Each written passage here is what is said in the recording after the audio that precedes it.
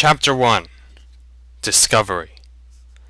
Eragon knelt in a bed of trampled reed grass and scanned the tracks with a practiced eye. The prince told him that the deer had been in the meadow only a half-hour before. Soon they would bed down. His target, a small doe with a pronounced limp in her left forefoot, was still with the herd. He was amazed that she had made it so far without a wolf or bear catching her. The sky was clear and dark, and a slight breeze stirred the air. A silvery cloud drifted over the mountains that surrounded him, its edges glowing with ruddy light cast from the harvest moon, cradled between two peaks. Streams flowed down the mountains from stolid glaciers and glistening snowpacks. A brooding mist crept along the valley's floor, almost thick enough to obscure his feet. Eragon was 15, less than a year from manhood. Dark eyebrows rested above his intense brown eyes.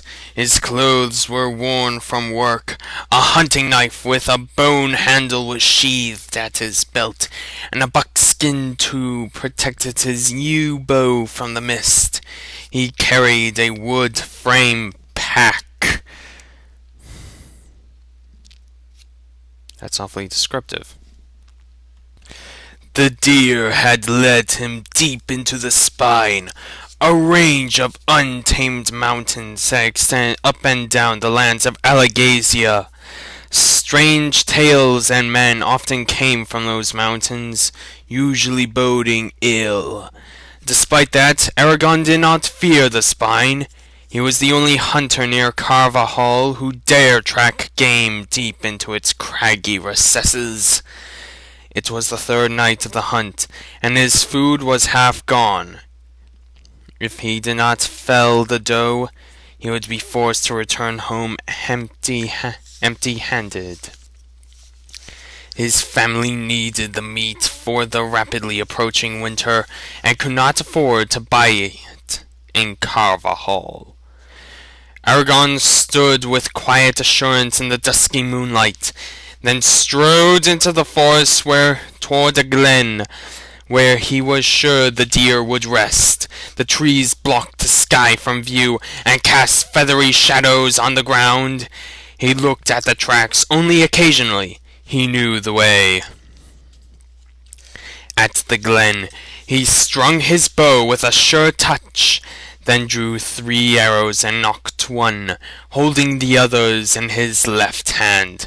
The moonlight revealed 20 or so motionless lumps where the deer lay in the grass. The doe he wanted was at the edge of the herd, her left foreleg stretched out awkwardly. Eragon slowly crept closer, keeping the bow ready. All his work of the past 3 days had led to this moment. He took a last steadying breath, and an explosion shattered the night! The herd bolted. Eragon lunged forward, racing through the grass as a fiery wind surged past his cheek. He slid to a stop and loosed an arrow at the bounding doe. It missed by a finger's breadth and hissed into darkness. He cursed and spun around, instinctively nocking another arrow. Behind him, where the deer had been, smoldered a large circle of grass and trees. Many of the pines stood bare of their needles. The grass outside the charring was flattened. A wisp of smoke curled in the air, carrying a burnt smell. In the center of the blast radius lay a polished blue stone. Mist snaked across the scorched area and swirled insubstantial tendrils over the stone. Eragon watched for danger for several long minutes, But the only thing that moved was the mist. Cautiously, he released the tension from his bow and moved forward. Moonlight cast him in pale shadow. Sorry about that. Moonlight cast him in pale shadow.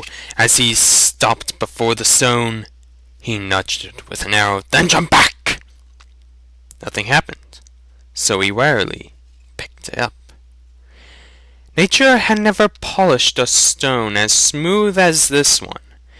Its flawless surface was dark blue, except for thin veins of white that spiderwebbed across it. The stone was cool and frictionless under his fingers, like hardened silk. Oval and about a foot long, it weighed several pounds, though it felt lighter than it should have. Eragon found the stone both beautiful and frightening. Where did it come from? Does it have a purpose? Then a more disturbing thought came to him. Was it sent here by accident? Or am I meant to have it? If he had learned anything from the old stories, it was to treat magic, and those who used it, with great caution. But what should I do with the stone? It would be too tiresome to carry, and there was a chance it was dangerous. It might be better to leave it behind. A flicker of indecision ran through him, and he almost dropped it, but something stayed his hand. At the very least, it might pay for some food. He decided with a shrug, tucking the stone into his pack. The glen was too exposed to make a safe camp, so he slipped back into the forest and spread his bedroll beneath the upturned roots of a fallen tree. After a cold dinner of bread and cheese, he wrapped himself in blankets and fell asleep, pondering what had happened. It has occurred, but by the way, the first chapter is shorter than the prologue.